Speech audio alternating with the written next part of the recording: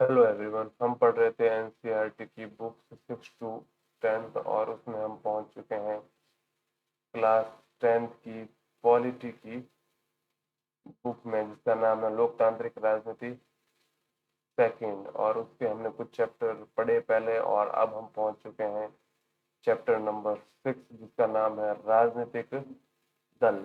सबसे पहले इसका परिचय पढ़ते हैं। परिचय में है लोकतंत्र की अपनी इस यात्रा में हमने कई बार राजनीतिक दलों की चर्चा की है। कक्षा 9 में हमने देखा था कि लोकतांत्रिक शासन व्यवस्था को बनाने, संविधान रचने, चुनावी राजनीति और सरकार के गठन तथा संचालन में राजनीतिक दलों की भूमिका होती है। इस पाठ में हमने राजनीतिक दलों की सत्ता को बंटवारे के वाहक और लोकतांत्रिक राजनीति में सामाजिक समूहों की तरफ से गोल मोल तोल करने वाले माध्यम के रूप में चर्चा की है। इस यात्रा को समाप्त करने से पहले आइए राजनीतिक दलों की प्रकृति और कामकाज के बारे में करीब से जानने की कोशिश करें, खासकर अपने देश के राजनीतिक दलों के बारे में। हमें दलों की जरूरत क्यों है? लोकतंत्र के लिए कितने दलों का होना बेहतर है?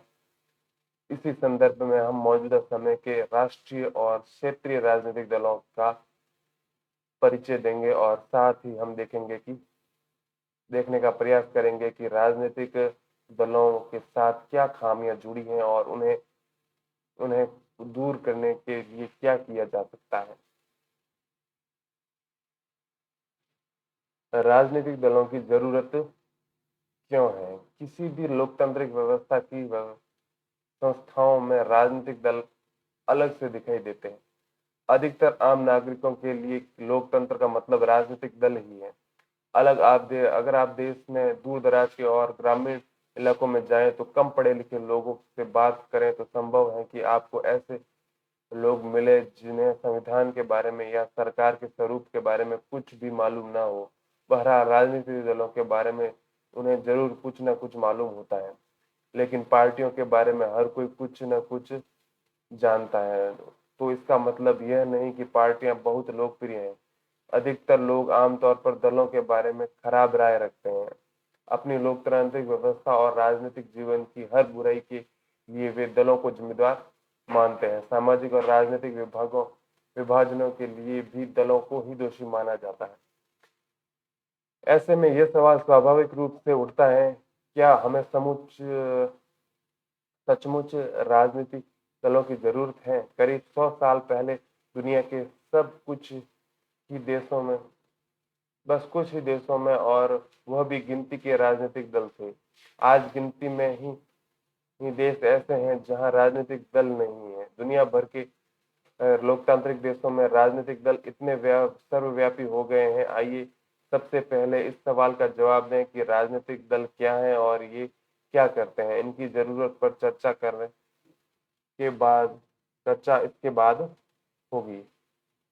राजनीतिक दल का अर्थ: राजनीतिक दल और लोगों के एक ऐसे संगठित समूह के रूप में समझा जा सकता है जो चुनाव लड़ने और सरकार में राजनीतिक सत्ता हासिल करने के उद्देश्य से काम करता है। समाज में सामूहिक हित को ध्यान में रखकर यह समूह कुछ नीतियां और कार्यक्रम तय करता है। सामूहिक हित एवं विवादास्पद विचार है, इसे लेकर सबकी राय है अलग अलग होती हैं। इसी आधार पर हम दलों को यह समझने का प्रयास हम लोग दल इसी आधार पर दल लोगों को यह समझाने का प्रयास करते हैं कि उनकी नीतियां औरों से बेहतर हैं। वे लोगों का समर्थन पाकर चुनाव जीतने के बाद उन नीतियों को लागू करने का प्रयास करते हैं। इस प्रकार दल किसी समाज के बुनियादी राजनीतिक विभाजन को भी दर्शाते हैं। पार्टी समाज के किसी एक हिस्से से संबंधित होती है, इसलिए उसका नजरिया समाज के उस वर्ग समुदाय विशेष की तरफ झुका होता है। किसी दल की पहचान उसकी नीतियों और उसके सामाजिक आधार से तय होती है। राजनीतिक दल के 3 प्रमुख हिस्से हैं। पहला है नेता, फिर है सक्रिय सदस्य, फिर है अनुयायी या समर्थक। राजनीतिक दल के कार्य देखें तो राजनीतिक दल के क्या कार्य करते हैं? मूलतः राजनीतिक दल राजनीतिक पदों को भरते हैं और राजनीतिक सत्ता का इस्तेमाल करते हैं। दल इस काम को कई तरह से करते हैं। पहला है दल चुनाव लड़ते हैं। अधिकांश लोकतांत्रिक देशों में चुनाव राजनीतिक दलों द्वारा खड़ा किए गए उम्मीदवारों के बीच लड़ा जाता है। राजनीतिक दल उम्मीदवारों का चुनाव कई तरीकों से करते हैं। अमेरिका जैसे कुछ देशों में उम्मीदवारों का चुनाव दल के सदस्य और समर्थक करते हैं। अब इस तरह से उम्मीदवार चुनने वाले देशों की संख्या बढ़ती जा रही है। अन्य देशों जैसे भारत में दलों के नेता ही उम्मीदवार चुनते हैं। दल अलग अलग नीतियों और कार्यक्रमों को मतदाताओं के सामने रखते हैं और मतदाता अपनी पसंद की नीतियां और कार्यक्रम चुनते हैं। देश के किसी के लिए कौन सी नीतियां ठीक हैं, इस बारे में हमने से किसी की राय अलग अलग हो सकती है, पर कोई भी सरकार इतने अलग अलग विचार को एक साथ लेकर नहीं चल सकती। लोकतंत्र में समान या मिलने जुलने विचार को एक साथ लाना होता है ताकि सरकार की नीतियों को एक दिशा दी जा सके। पार्टियां यही काम करती हैं और पार्टियां तरह तरह के विचारों को कुछ बुनियादी राय तक समेट लाती हैं जिसका वे समर्थन करती हैं। सरकार प्राय शासक दल की राय के अनुरूप अपनी नीतियां तय करती हैं। पार्टियां देश के कानून निर्माण के निर्णायक भूमिका निभाती हैं। कानूनों का औपचारिक बहस होती है और उन्हें विधायिका के पास करवाना पड़ता है, लेकिन विधायिका के अधिकतर सदस्य किसी न किसी दल के सदस्य होते हैं। इस कारण वे अपने दल के नेता के निर्देश पर फैसला करते हैं। दल की सरकार बनाते और चलाते हैं। हमने पिछले साल पढ़ा कि नीतियों और बड़े फैसलों के मामले में निर्णय राजनेता ही लेते हैं और ये नेता विभिन्न दलों के होते हैं। पार्टियां नेता चुनती है, उनको प्रशिक्षित करती है और फिर पार्टी के सिद्धांतों और कार्यक्रमों के अनुसार फैसला करने के लिए उन्हें मंत्री बनाती है ताकि वे पार्टी की इच्छा के अनुसार सरकार चला सकें। चुनाव हारने वाले दल शासक दल के विरोधी पक्ष की भूमिका निभाते हैं। सरकार की गलत नीतियों और असफलताओं की आलोचना करने के साथ वह अपनी अलग राय भी रखते हैं। विपक्षी दल सरकार के खिलाफ आम जनता को भी गोलबंद करते हैं। जनमत निर्माण में दल महत्वपूर्ण भूमिका निभाते हैं। वे मुद्दों को उठाते हैं और उन पर बहस करते हैं। विभिन्न दलों के लाखों कार्यकर्ता देश भर में बिखरे होते हैं। समाज के विभिन्न वर्गों में उनके मित्र संगठन या दबाव समूह भी काम करते रहते हैं। दल कई दफे लोगों की समस्याओं को लेकर आंदोलन भी करते हैं। अक्सर विभिन्न दलों द्वारा रखी जाने वाली राय के इर्द गिर्द ही समाज के लोगों की राय बनती जाती है। दल ही सरकारी मशीनरी और सरकार द्वारा चलाए जाने वाले कल्याण कार्यक्रमों पर तक लोगों की पहुंच बनाते हैं। एक साधारण नागरिक के लिए किसी सरकारी अधिकारी की तुलना में किसी राजनीतिक कार्यकर्ता से जान पहचान बनाना और उससे संपर्क साधना आसान होता है। किसी कारण लोग दलों पर पूरा विश्वास न करते हुए भी उन्हें अपने करीब मानते हैं। दल को भी हर हाल में लोगों की मांगों को जरूरतों पर ध्यान देना होता है, वरना अगले चुनाव में लोग उन्हें धूल चढ़ा देंगे। फिर है राजनीतिक दल की जरूरत। दलों में काम की इन सूची से उस सवाल का जवाब मिलता है जो इस खंड की शुरुआत में पूछा गया था। दरअसल हमें राजनीतिक दलों की जरूरत इन्हीं कामों के लिए है, पर हमें अभी भी इन सवालों को पूछने की जरूरत है कि आधुनिक लोकतंत्र राजनीतिक दलों के बिना क्यों नहीं चल सकता।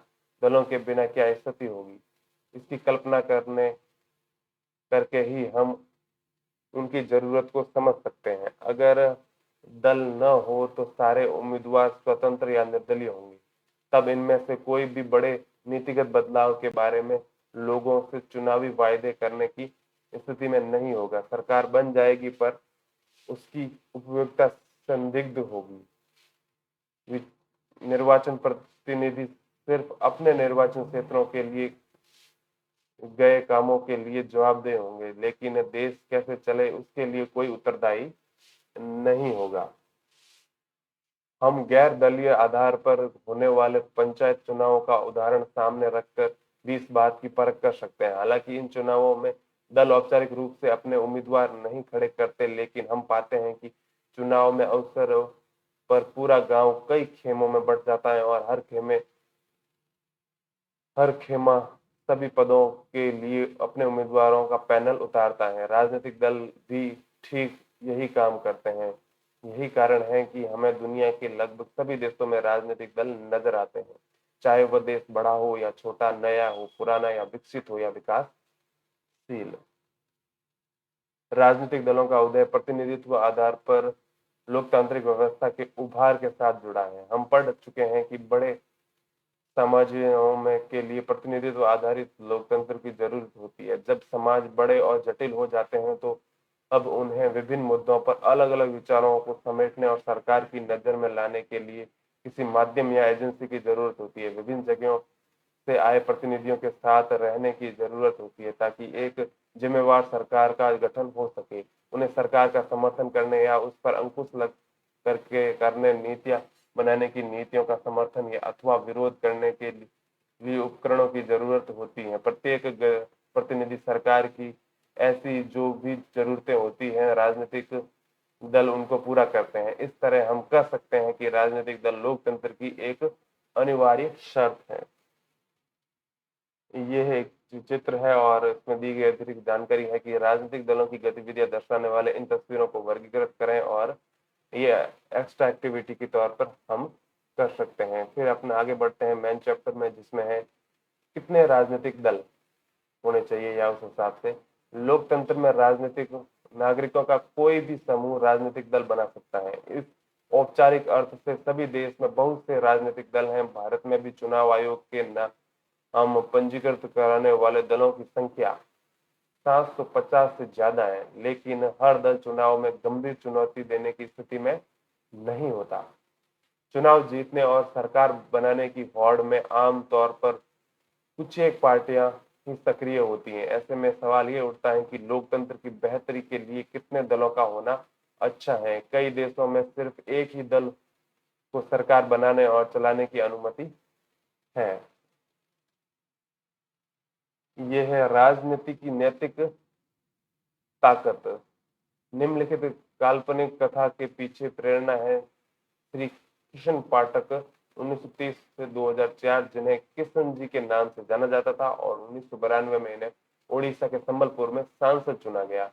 तो ये है कहानी पढ़े तो उसमें एक वैकल्पिक राजनीतिक ढांचा खड़ा करने की बात में किशन जी का क्या मतलब था। सुधा, करुणा, साहिल और गैसी की बातचीत के क्रम में यह सवाल उठा। ये चारों महिलाएं देश के अलग अलग हिस्सों पर चल रहे मजबूत जन आंदोलनों से जुड़ी थी। ये चारों उड़ीसा के एक गांव में बैठी थी और जन आंदोलनों के भविष्य पर एक नए सिरे से विचार कर रही थी। यहाँ उनको आंदोलनों के रोज रोज के कामों की चिक चिक की परेशान नहीं कर रही थी।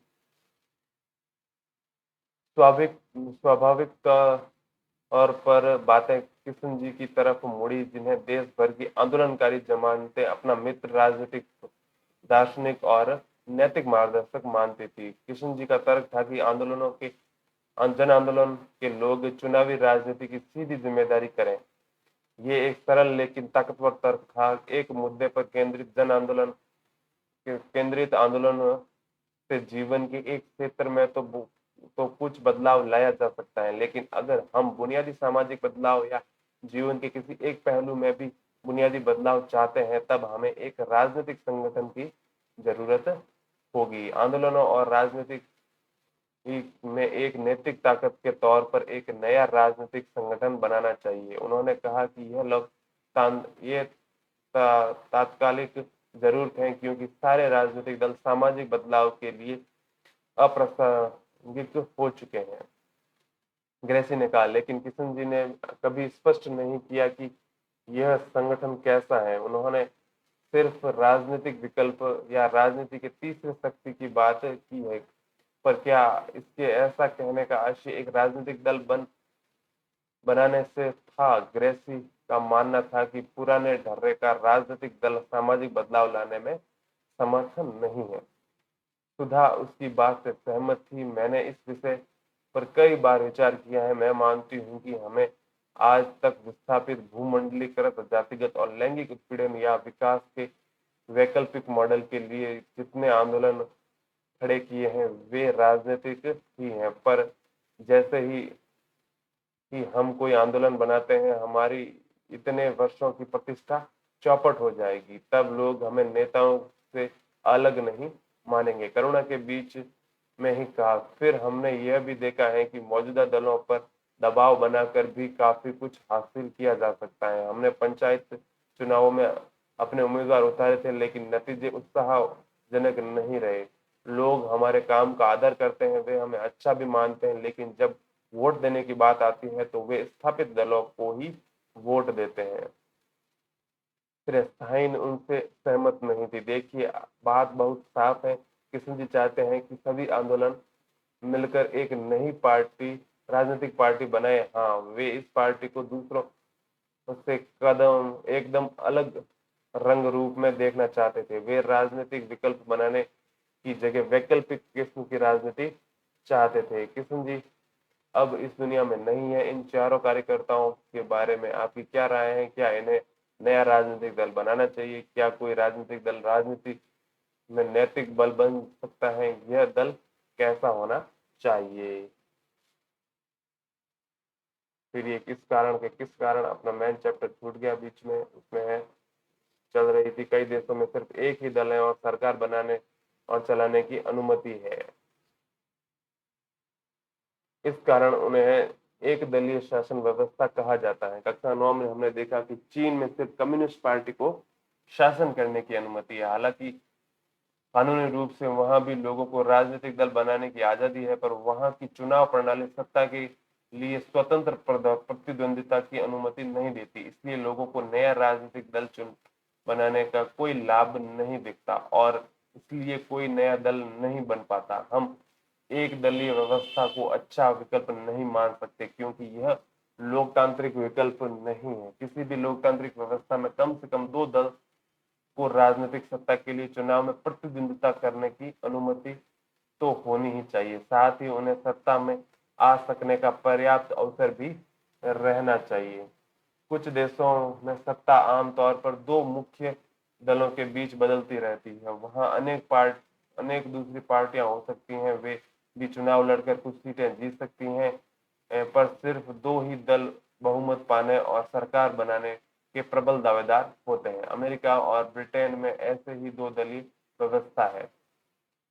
जब आपके दल सत्ता के लिए हौड़ में हो और ज्यादा दो दलों से ज्यादा के लिए अपने दम पर या दूसरों से गठबंधन करके सत्ता में आने का ठीक ठाक अवसर हो, तो इसे बहुदलीय व्यवस्था कहते हैं। भारत में भी ऐसे ही बहुदलीय व्यवस्था है। इस व्यवस्था में कई दल गठबंधन बनाकर भी सरकार बना सकते हैं। जब किसी बहुदलीय व्यवस्था में अनेक पार्टियां चुनाव लड़ने और सत्ता में आने के लिए आपस में हाथ मिला लेती हैं, तो इसे गठबंधन का मोर्चा कहा जाता है।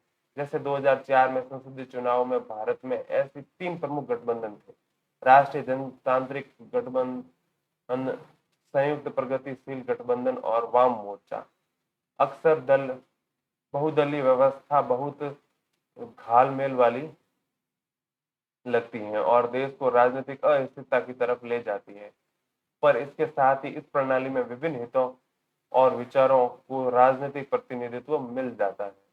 तो इस इनमें से कौन सी प्रणाली बेहतर है? अक्सर पूछे जाने वाले इस सवाल का संभवतः सबसे अच्छा जवाब यही होगा कि यह कोई बहुत अच्छा सवाल ये कोई बहुत अच्छा सवाल नहीं है। दलीय व्यवस्था का चुनाव करना किसी मुल्क के हाथ में नहीं है। यह एक लंबे दौर से काज के बाद खुद विकसित होती है। इससे समाज की प्रकृति, उसमें राजनीतिक विभाजन, राजनीति का इतिहास और उसकी चुनाव प्रणाली, सभी चीजें अपनी भूमिका निभाती हैं। इसे बहुत जल्दी बदला नहीं जा सकता। हर देश अपनी विशेष परिस्थितियों के अनुरूप दलीय व्यवस्था विकसित करता है। जैसे अगर भारत में बहुदलीय व्यवस्था है, तो उसका कारण ये है कि दो तीन पार्टियां इतने बड़े मुल्क की सारी सामाजिक और भौगोलिक विभिन्नताओं को समेट पाने में अक्षम्य है। हर मुल्क को हर स्थिति में कोई एक ही आदर्श प्रणाली चले, ये संभव नहीं है। इसके बाद ये कुछ अतिरिक्त क्रियाकलाप या एक्टिविटी यहाँ दी गई है। फिर है राजनीतिक दलों में जन भागीदारी। अक्सर कहा जाता है कि राजनीतिक दल संकट से गुजर रहे हैं, क्योंकि जनता उन्हें समान की नजर से नहीं देखती। उपलब्ध प्रमाण बताते हैं कि यह बात आंशिक रूप से ही सही है। बड़े नमूनों पर आधारित और कई दशकों तक चले सर्वेक्षण से के तथ्य बताते हैं कि दक्षिण एशिया की जनता राजनीतिक दलों पर बहुत भरोसा नहीं करती। जो लोग दलों पर एकदम भरोसा नहीं या बहुत भरोसा नहीं के पक्ष में बोले, उनका अनुपात कुछ भरोसा या पूरा भरोसा बताने वालों से काफी ज्यादा था। यही बात ज्यादातर लोकतंत्रों पर लागू होती है। पूरी दुनिया में राजनीतिक दल ही एक ऐसी संस्था है जिस पर लोग सबसे कम भरोसा करते हैं। बहरहाल राजनीतिक दलों के कामकाज में लोगों की भागीदारी का स्तर काफी ऊंचा है। खुद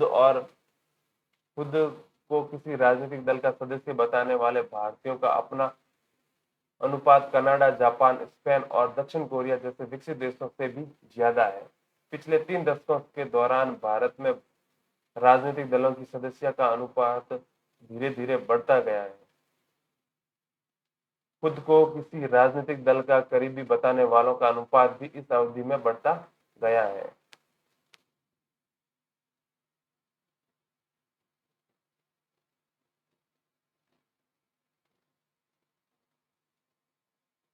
ये अलग अलग बार ग्राफ दिए गए हैं, जिसमें ये है थोड़े से उतार चढ़ाव के बावजूद भारत में लोगों का दलगत जुड़ाव में बढ़ोतरी हुई है। तो ये है सन के हिसाब से क्या बढ़ोतरी और घटोतरी हुई है, वो यहाँ दिखाया गया है। ये है विभिन्न दलों की सदस्य संख्या दक्षिण एशिया के शेष विश्व की अपेक्षा कहीं ज्यादा है। तो वो इस चित्र के माध्यम से समझाया गया है। और यहाँ है भारत के पार्टी सदस्यता बड़ी है। खुद को किसी दल का सदस्य बताने वाले लोगों का संख्या ग्राफ यहाँ दर्शाया गया है।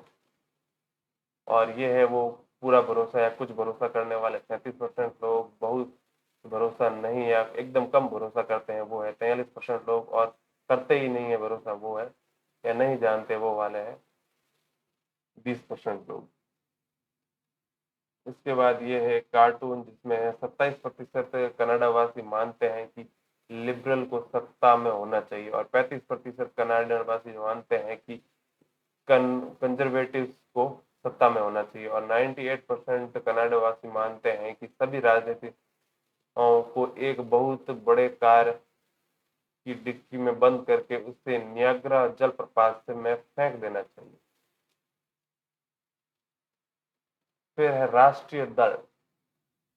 विश्व के संघीय व्यवस्था वाले लोकतंत्र में दो तरह के राजनीतिक दल हैं। संघीय इकाई में से सिर्फ एक इकाई में अस्तित्व रखने वाले दल और उन अनेक या संघ की सभी इकाइयों में अस्तित्व रखने वाले दल। भारत में भी यही स्थिति है। कई पार्टियां पूरे देश में फैली हुई है और उन्हें राष्ट्रीय पार्टी कहा जाता है। इन दलों की विभिन्न राज्यों में इकाइयां हैं, पर कुल मिलाकर देखें तो ये सारी इकाइयां राष्ट्रीय स्तर पर तय होने वाली नीतियों, कार्यक्रमों और रणनीतियों को मानती है। देश की हर पार्टी को निर्वाचन आयोग के अपना पंजीकरण कराना पड़ता है। आयोग सभी दलों को समान मानता है, पर यह बड़े और स्थापित दलों को कुछ विशेष सुविधाएं देता है। इन्हें अलग चुनाव चिन्ह दिया जाता है, जिनका प्रयोग पार्टी का अधिकृत उम्मीदवार ही कर सकता है। इस विशेषाधिकार और कुछ अन्य लाभ पाने वाली पार्टियों को मान्यता प्राप्त दल कहते हैं। चुनाव आयोग ने स्पष्ट नियम बनाया है कि कोई दल कितने प्रतिशत वोट से सीट जीतकर मान्यता प्राप्त दल बन सकता है। जब कोई पार्टी राज्य विधानसभा के चुनाव में पड़े कुल मतों का 6% या उससे अधिक हासिल करती है, तो कम से कम दो सीटों पर जीत दर्ज करती है, तो उसे अपने राज्य में राजनीतिक दल के रूप में मान्यता मिल जाती है। अगर कोई दल लोकसभा चुनाव में पड़े कुल वोटों का अथवा 4 राज्यों के विधानसभाई चुनाव में पड़े कुल वोटों का 6% हासिल करता है, तो लोकसभा के चुनाव में कम से कम 4 सीटों पर जीत दर्ज कराता है, तो उसे राष्ट्रीय दल की मान्यता मिलती है। इस वर्गीकरण के हिसाब से 2017 में देश में 7 दल राष्ट्रीय स्तर पर मान्यता प्राप्त है। आइए इनमें से प्रत्येक के बारे में कुछ महत्वपूर्ण तथ्य जाने। सबसे पहले है ऑल इंडिया तृणमूल कांग्रेस। यह 1 जनवरी 1998 को ममता बनर्जी के नेतृत्व में बनी। इसे 2016 में राष्ट्रीय दल के रूप में मान्यता प्राप्त हुई। पुष्प और तृण पार्टी का प्रतीक है। धर्मनिरपेक्षता और संघवाद के प्रति प्रतिबद्ध। 2011 से पश्चिम बंगाल में सत्ता में है। अरुणाचल प्रदेश, मणिपुर और त्रिपुरा में भी इसकी उपस्थिति है। 2019 में हुए आम चुनाव में इसे 4.7% वोट मिले और 22 सीटों पर जीत हासिल हुई, जिसे लोकसभा में यह चौथी सबसे बड़ी पार्टी बन गई है। ये कौन सी थी? All India Trinamool Congress. फिर है बहुजन समाज पार्टी। स्वर्गीय काशीराम के नेतृत्व में सन 1984 में इसका गठन हुआ था। बहुजन समाज, जिसमें दलित, आदिवासी, पिछड़ी जातियां और धार्मिक अल्पसंख्यक शामिल हैं, के लिए राजनीतिक सत्ता प्राप्त पाने का प्रयास और उसका प्रतिनिधित्व करने का दावा। पार्टी शाहू महाराज, महात्मा फुले, पेरियार रामास्वामी नायर और बाबा साहेब अम्बेडकर के विचारों और शिक्षाओं से प्रेरणा लेती है। दलितों और कमजोर वर्ग के लोगों के कल्याण और उनके हितों की रक्षा के मुद्दे पर सबसे ज्यादा सक्रिय इस पार्टी का मुख्य आधार उत्तर प्रदेश में है, पर मध्य प्रदेश, छत्तीसगढ़, उत्तराखंड, दिल्ली और पंजाब में भी यह पार्टी पर्याप्त ताकतवर है। अलग अलग पार्टियों के अलग अलग अवसरों पर समर्थन लेकर उसने उत्तर प्रदेश में 4 बार सरकार बनाई है। इस दल को 2019 के लोकतंत्र चुनाव में करीब 3.63% वोट मिले और 10 सीटें मिली। फिर आती है भारतीय जनता पार्टी। पुराने भारतीय जनसंघ को, जिसे श्यामा प्रसाद मुखर्जी ने 1991 में गठित किया था, पुनर्जीवित करके 1980 में ये पार्टी बनी है। भारत की प्राचीन संस्कृति और मूल्य, दीनदयाल उपाध्याय के विचार, समग्र मानवतावादी एवं अंत्योदय के प्रेरणा लेकर मजबूत और आधुनिक भारत बनाने का लक्ष्य भारतीय राष्ट्रवाद और राजनीति की उनकी अवधारणा में सांस्कृतिक राष्ट्रवाद या हिंदुत्व एक प्रमुख तत्व है। पार्टी जम्मू और कश्मीर को क्षेत्रीय और राजनीतिक स्तर पर विशेष दर्जा देने के खिलाफ है। यह देश में रहने वाले सभी धर्म के लोगों के लिए समान नागरिक संहिता बनाने और धर्मांतरण पर रोक लगाने के पक्ष में है। 1990 के दशक में इसके समर्थन का आधार काफी व्यापक था। पहले देश में उत्तर और पश्चिमी तथा शहरी इलाके तक की सीमित रहने वाली इस पार्टी ने इस दशक में दक्षिण पूर्व, पूर्वोत्तर तथा देश के ग्रामीण इलाकों में अपना आधार बढ़ाया है। राजनीतिक जनतांत्रिक गठबंधन के नेता की हैसियत से यह पार्टी 1998 में सत्ता में आई। गठबंधन में कई क्षेत्रीय दल शामिल थे। 1919 में हुए लोकसभा चुनाव में 303 सीटें जीतकर सबसे बड़े दल के रूप में उभरी। अभी केंद्र में शासन करने वाले राष्ट्रीय जनतांत्रिक गठबंधन को नेतृत्व यही दल कर रहा है। फिर आती है इंडियन मतलब कम्युनिस्ट पार्टी ऑफ इंडिया, जिसे कहते हैं शॉर्ट में सीपीआई। ये उसका चुनाव चिन्ह ये है। 1925 में गठित मार्क्सवाद, लेनिनवाद, धर्मनिरपेक्षता और लोकतंत्र में आस्था, अलगाववादी और सांप्रदायिक ताकतों की विरोधी। यह पार्टी सांप्रदायिक लोकतंत्र को मजबूत, वर्ग, किसानों और गरीबों के हितों को आगे बढ़ाने का एक उपकरण मानती है। 1964 की फूट, जिसमें माकपा इससे अलग हुई के बाद इसका जनाधार सिकुड़ता चला गया, लेकिन केरल, पश्चिम बंगाल, पंजाब, आंध्र प्रदेश और तमिलनाडु में अभी भी ठीक ठाक स्थिति। बहरहाल इसकी समर्थन धीरे धीरे कम होता गया है। 2019 में लोकसभा चुनाव में इसे 1% से भी कम वोट और 2 सीट हासिल हुई है। मजबूत वाम मोर्चा बनाने के लिए सभी वामपंथी दलों को साथ लेने के ये पक्षधर हैं। फिर इसके बाद आती है ये communist party of Indian Marxist, इसे कहते हैं सीपीआईएम। इसका चुनाव चिन्ह ये है और मार्क्सवाद लेनिनवाद में आस्था है कि समाजवाद, धर्मनिरपेक्षता और लोकतंत्र की समर्थन तथा समाजवाद और सांप्रदायिकता की विरोधी है। ये पार्टी भारत में सामाजिक आर्थिक न्याय का पक्ष साधने में लोकतांत्रिक चुनावों को सहायता और उपयोगी मानती है। पश्चिम बंगाल, केरल और त्रिपुरा में बहुत मजबूत आधार गरीबों, कारखानों, मजदूरों, खेतीहर मजदूरों और बुद्धिजीवियों के बीच अच्छी पकड़ है। यह पार्टी देश के पूंजी और सामानों की मुख्य आवाजाही की अनुमति देने वाली नई आर्थिक नीतियों की आलोचक है। पश्चिम बंगाल में लगातार 34 वर्षों से शासन में रही। 2019 में चुनाव में इसने करीब इसने करीब 1.75% वोट और लोकसभा में 3 सीटें हासिल की। फिर है इंडियन नेशनल कांग्रेस। इसे आमतौर पर कांग्रेस पार्टी कहा जाता है और यह दुनिया में सबसे पुराने दलों में से एक है। 1885 में गठित इस दल में कई बार विभाजन हुए। आजादी के बाद राष्ट्रीय और क्षेत्रीय स्तर पर अनेक दशकों तक इसने प्रमुख भूमिका निभाई। जवाहरलाल नेहरू की अगुवाई में इस दल ने भारत में एक आधुनिक धर्मनिरपेक्ष लोकतांत्रिक गणराज्य बनाने का प्रयास किया। 1971 तक लगातार और फिर 1980 और से 1979 तक इसने देश पर शासन किया और 1979 के बाद से इस दल ने जन समर्थन में कमी आई है, पर अभी भी पूरे देश और समाज में सभी वर्गों में अपना आधार बनाए हुए हैं। इस अपने वैचारिक रुझान में मध्य मार्गी और न वामपंथी या न दक्षिणपंथी इस दल के धर्मनिरपेक्षता और कमजोर वर्गों तथा अल्पसंख्यक समुदायों के हितों का अपना मुख्य एजेंडा बना रहा है।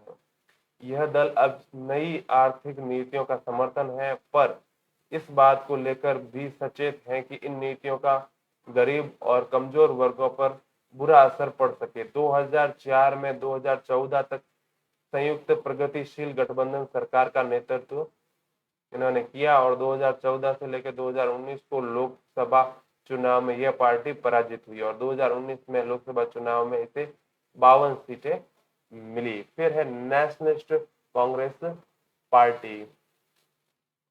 कांग्रेस पार्टी इसका चुनाव चिन्ह हो गया। कांग्रेस पार्टी में विभाजन के बाद 1999 में यह पार्टी बनी। लोकतंत्र, गांधीवादी धर्मनिरपेक्षता, समता, सामाजिक न्याय और संघवाद में आस्था। ये पार्टी सरकार में प्रमुख पदों को सिर्फ भारत में जन्मे नागरिकों के लिए आरक्षित करना चाहती है। महाराष्ट्र में प्रमुख ताकत होने के साथ ही यह मेघालय, मणिपुर और असम में भी ताकतवर है। कांग्रेस के साथ महाराष्ट्र सरकार में भागीदार और 2004 से संयुक्त प्रतिनिधित्व प्रगतिशील गठबंधन में साझेदार। फिर आता है क्षेत्रीय दल। इस 7 पार्टियों के अलावा अन्य सभी प्रमुख दलों को निर्वाचन आयोग ने राज्य दल के रूप में मान्यता दी है। आमतौर पर इन क्षेत्रीय दल कहा जाता है, पर यह जरूरी नहीं कि अपनी विचारधारा या नजरिए में ये पार्टियां क्षेत्रीय ही हो। इनमें से कुछ अखिल भारतीय दल हैं, पर उन्हें कुछ क्षेत्रों में ही सफलता मिल पाई है। भारतीय सामाजिक पार्टी और राष्ट्रीय जनता दल का राष्ट्रीय स्तर पर राजनीतिक संगठन है और उसकी कई राज्यों में इकाइयां हैं। बीजू जनता दल, सिक्किम लोकतांत्रिक मोर्चा, मिजो नेशनल फ्रंट और तेलंगाना राष्ट्र समिति जैसी पार्टियां अपनी क्षेत्र पहचान को लेकर सचेत हैं। पिछले 3 दशकों से क्षेत्रीय दलों की संख्या और ताकत में वृद्धि हुई है। इससे भारतीय संसद विधानसभाओं से विविधताओं से और भी ज्यादा संपन्न हुई है। 2014 तक किसी एक राष्ट्रीय दल का लोकसभा में बहुमत नहीं रहा। परिणाम स्वरूप राष्ट्रीय दल क्षेत्रीय दलों के साथ गठबंधन करने को मजबूर हुए हैं। 1996 के बाद लगभग प्रत्येक क्षेत्रीय दल को एक या दूसरे राष्ट्रीय स्तर की गठबंधन सरकार का हिस्सा बनने का अवसर मिला है। इससे हमारे देश में संघवाद और लोकतंत्र मजबूत हुए हैं। इन दलों के ब्यौरा के लिए अगले पृष्ठ का नक्शा हम देख सकते हैं।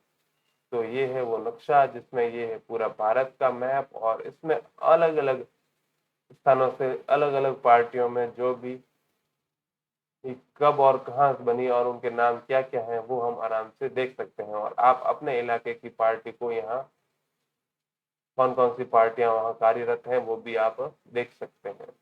फिर अगला टॉपिक आता है राजनीतिक दलों के लिए चुनौतियां। हमने देखा है कि लोकतंत्र में कामकाज के लिए राजनीतिक पार्टियां कितनी महत्वपूर्ण है। चूंकि दल की लोकतंत्र का सबसे ज्यादा प्रकट रूप है, इसलिए यह स्वाभाविक है कि लोकतंत्र में कामकाज की गड़बड़ियों के लिए लोग राजनीतिक दलों को ही दोषी ठहराएं। पूरी दुनिया में लोग इस बात से नाराज रहते हैं कि राजनीतिक दल अपना काम ठीक ढंग से नहीं करते। हमारे लोकतंत्र से के साथ ही यही बात लागू होती है। आम जनता की नाराजगी और आलोचना राजनीतिक दलों के कामकाज के चार पहलुओं पर केंद्रित रही है।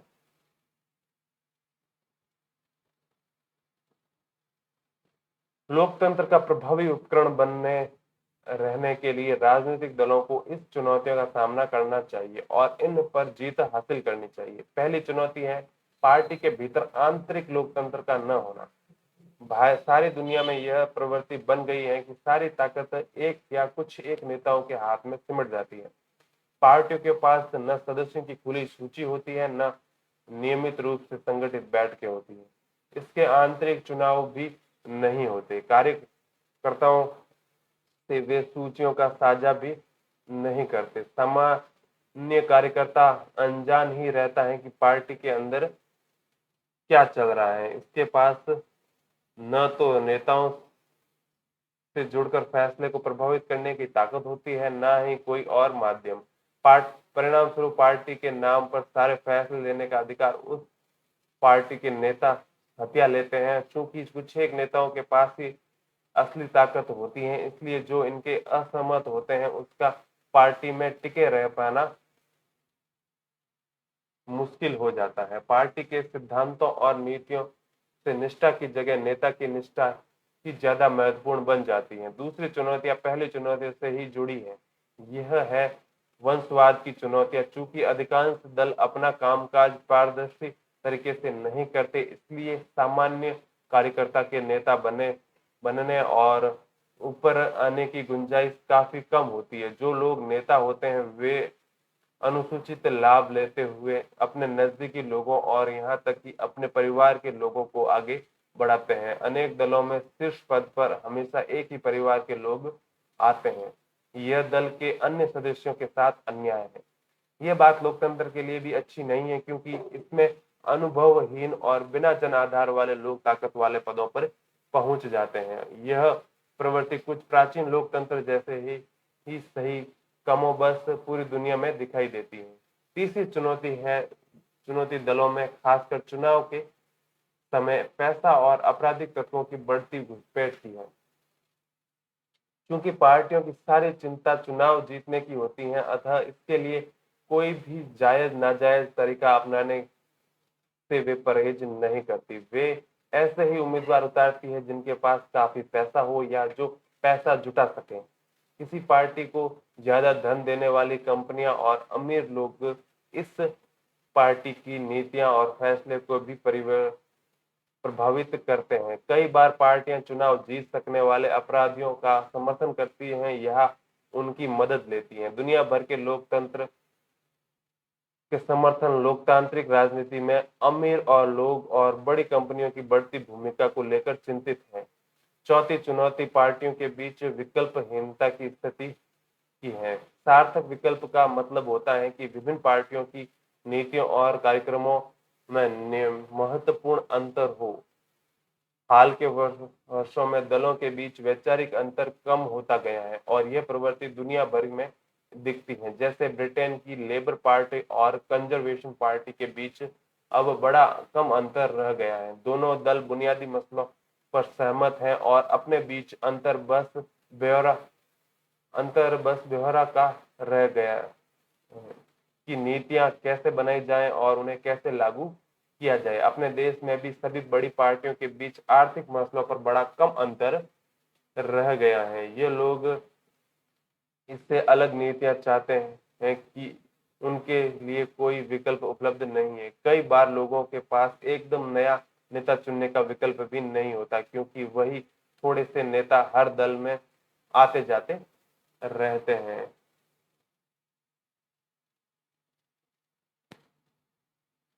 फिर अगला पॉइंट है कि दलों को कैसे सुधारा जा सकता है। इस चुनौती का सामना करने के लिए जरूरी है कि राजनीतिक दलों में सुधार हो। ऐसे में सवाल यह उठता है कि क्या राजनीतिक दल सुधरने को तैयार हैं? अगर वे तैयार नहीं है तो क्या उन्हें सुधरने को मजबूर किया जा सकता है? दुनिया भर के नागरिक इन सवालों को लेकर परेशान हैं। ये ऐसे सवाल हैं जिनका जवाब आसान नहीं है। लोकतांत्रिक व्यवस्था में आखिर फैसला राजनीति ही करते हैं, जो विभिन्न राजनीतिक दलों के प्रतिनिधित्व करते हैं। लोग उनको बदल सकते हैं, पर उन की जगह फिर नए नेता ही लेते हैं। अगर वे सभी सुधरना नहीं चाहते तो कोई उनको सुधारने के कैसे मजबूर कर सकता है? आइए अपने देश में राजनीतिक दलों और उनके नेताओं को सुधारने के लिए हाल में जो प्रयास किए गए या जो सुझाव दिए गए उन पर गौर करें। विधायकों और सांसदों को दल बदल करने से रोकने के लिए संविधान में संशोधन किया गया। निर्वाचन प्रतिनिधियों के मंत्री पद या पैसे के लोभ में दल बदल करने में आई तेजी को देखते हुए ऐसा किया गया। नए कानून के अनुसार अपना दल बदलने वाले सांसद या विधायक को अपनी सीट की ही गंवानी होगी। इस नए कानून से दल बदल में आई कमी पर इससे पार्टी के में विरोध का कोई स्वर उठना और भी मुश्किल हो गया। पार्टी नेतृत्व जो कोई फैसला करता है, सांसद और विधायक को उसे मानना ही होता है। फिर उच्चतम न्यायालय ने पैसा और अपराधियों का प्रभाव कम करने के लिए एक आदेश जारी किया। इस आदेश के साथ चुनाव लड़ने वाला हर उम्मीदवार को अपनी संपत्ति का और उसके खिलाफ चल रहे आपराधिक मामलों का ब्यौरा एक शपथ पत्र के माध्यम से देना अनिवार्य कर दिया है। इस नई व्यवस्था से लोगों को अपने उम्मीदवार के बारे में बहुत सी पक्की सूचनाएं उपलब्ध होने लगी हैं, पर उम्मीदवार द्वारा दी गई सूचनाएं सही है या नहीं, यह जांच करने की कोई व्यवस्था नहीं है। अभी तक हम यह बात भरोसे से नहीं कह सकते कि इस व्यवस्था के बन जाने के बाद से राजनीतिक पर अमीरों और अपराधियों का प्रभाव घटा है या नहीं। चुनाव आयोग ने एक आदेश के जरिए सभी दलों के संगठन के लिए संगठित चुनाव कराना और आयकर का रिटर्न भरना जरूरी बना दिया है। दलों ने ऐसा करना शुरू भी कर दिया है, पर कई बार ऐसा सिर्फ खाना पूर्ति करने के लिए होता है। यह बात अभी भी नहीं कही जा सकती कि इससे राजनीतिक दलों के अंदरूनी लोकतंत्र मजबूत हुआ है। इसके अलावा राजनीतिक दलों में सुधार के लिए अक्सर कई कदम उठाए जाते हैं। फिर है राजनीतिक दलों के आंतरिक कामकाज को व्यवस्थित करने के लिए कानून बनाया जाना चाहिए। सभी दल अपने सदस्यों की सूची रखें, अपने संविधान का पालन करें, पार्टी में विवाद की स्थिति में एक स्वतंत्र प्राधिकारी को पंच बनाएं और सबसे बड़े पदों के लिए खुला चुनाव कराएं। यह व्यवस्था अनिवार्य की जानी चाहिए। फिर है राजनीतिक दल महिलाओं को खास न्यूनतम अनुपात में करीब 1/3 जरूर टिकट दें। इसी प्रकार दल के प्रमुख पदों पर भी औरतों के लिए आरक्षण होना चाहिए। फिर है चुनाव का खर्च सरकार उठाए।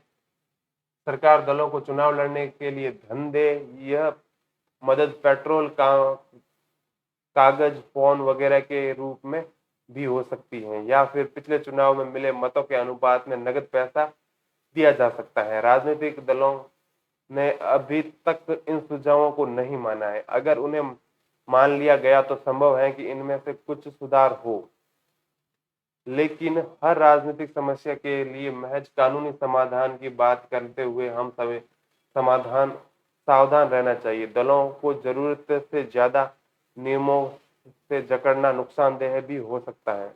इससे सभी दल कानून को दरकिनार करने का तरीका ढूंढने लगेंगे। इसके अलावा राजनीतिक दल खुद भी ऐसा कानून पास करने पर सहमत नहीं होंगे जिसे वे पसंद नहीं करते। फिर है 2 और तरीके हैं जिनसे राजनीतिक दलों को सुधारा जा सकता है। पहला तरीका है राजनीतिक दलों पर लोगों द्वारा दबाव बनाने का। यह काम चिट्ठियां लिखने, प्रचार करने और आंदोलनों के जरिए किया जा सकता है। आम नागरिक दबाव समूह आंदोलन और मीडिया के माध्यम से यह काम किया जा सकता है। अगर दलों को लगे कि सुधार न करने से उनका जनाधार गिरने लगेगा या उनकी छवि खराब होगी, तो इसे लेकर वे गंभीर होने लगेंगे। सुधार का दूसरा तरीका है सुधार की इच्छा करने रखने वालों का खुद राजनीतिक दलों में शामिल होना। लोकतंत्र की गुणवत्ता लोकतंत्र में लोगों की भागीदारी से तय होती है। अगर आम नागरिक खुद राजनीति में हिस्सा न ले और बाहर से ही बातें करते रहे और सुधार मुश्किल है। खराब राजनीति का समाधान है ज्यादा से ज्यादा राजनीति और बेहतर राजनीति। हम इस बात की चर्चा फिर से आखिरी अध्याय में करेंगे और इसी के साथ ये चैप्टर यहीं समाप्त होता है।